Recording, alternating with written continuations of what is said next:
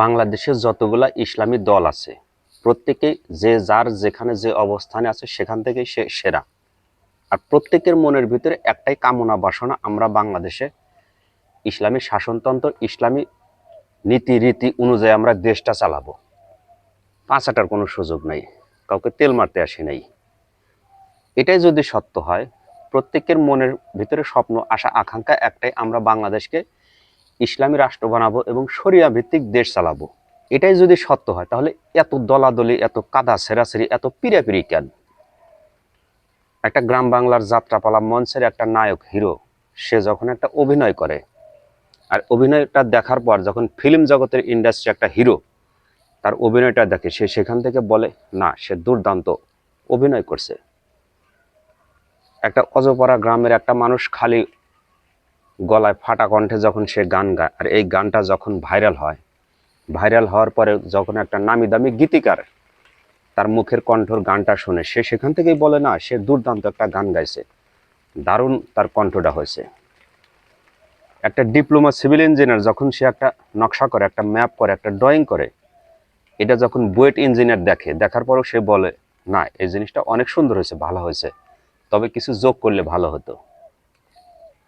একটা medical scientific একটা doctor যখন একটা রুগীকে প্রেসক্রিপশন করে, রুগী প্রেসক্রিপশনের ওষুধ খাওয়ার পরেও 2-4-10 দিন 15 দিন খাওয়ার পরেও যদি তার অসুখ ভালো না হয়, সেই রুগী যখন অন্য একটা মেডিকেল ডাক্তারের কাছে, বিসিএস এফসিপিএস সার্জনের কাছে যায়, সেও যখন একটা ওই রুগী যখন তার একটা প্রেসক্রিপশনটা দেখায়, সেও বলে না, ওষুধ যেগুলা লেখছে এগুলা সুন্দর ওষুধ লেখছে, তবে আমি আর কিছু ওষুধ যোগ করে দিলাম।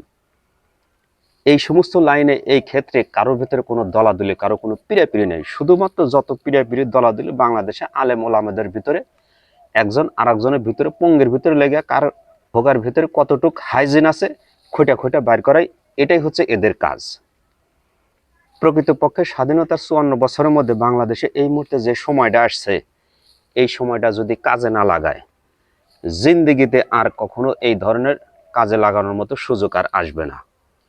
পাঁচাটার কোনো সুযোগ নাই। একটা দলিল দেখাই।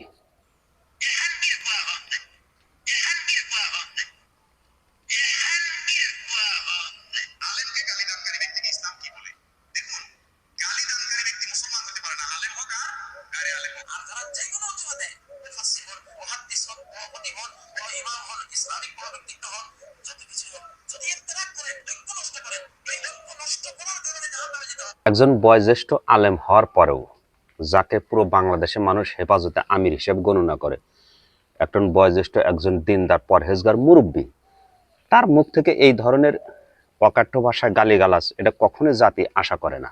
মানুষ মাত্রই ভুল, প্রত্যেক মানুষের জীবনে কম বেশি না কম বেশি ভুল আছে, কেউ ভুলের ঊর্ধ্বে না। শুধুমাত্র নবী রাসূল পয়গাম্বার সাহাবীগণ ছাড়া একজন আলেম যদি ছোটখাটো একটা ভুল করে, কথার স্থলে একটা কথা এক জায়গায় বলেই ফেলাইছে, অন্য আলেমের একটা উচিত সেই কথাটা বলছে, কথাটা বলা ঠিক হয় নাই, কিন্তু সোশ্যাল মিডিয়া বর্তমানে ট্রেন্ডিং কাঁপানো ছোট ছোট কাটছাট ভিডিও করে মানুষ যেভাবে আপলোড করে, এটা একটা বিষোদগার ছড়া হয়। অমুক মুনাফেক, অমুক কাফের, অমুক আবু জেহেল, অমুক ইবলিশ, অমুকের পিছনে নামাজ পড়া জায়েজ নাই, অমুক এটা করছে, অমুক এটা সিরা বোঝা বেঁধেছে, ইত্যাদি ইত্যাদি।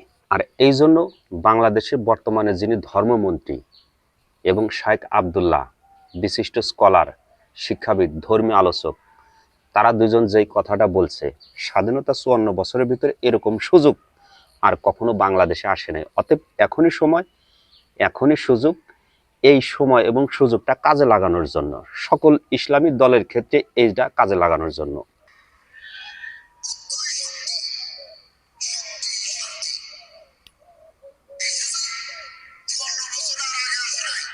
জামাত ইসলামী আছে, চরমনায় আছে, সারসিনা আছে, জয়নপুর আছে, আলে দেশের ভাইরা আছেন, কওমি ওলামায়ে কেরামের মাদ্রাসাগুলো আছে, হেফাজত ইসলাম আছে, আরো নানামুখী দাওয়াতি প্ল্যাটফর্ম আছে। সময় হয়েছে কাঁধে কাঁধ মিলাবার, সময় এসেছে বুকে বুক মিলাবার।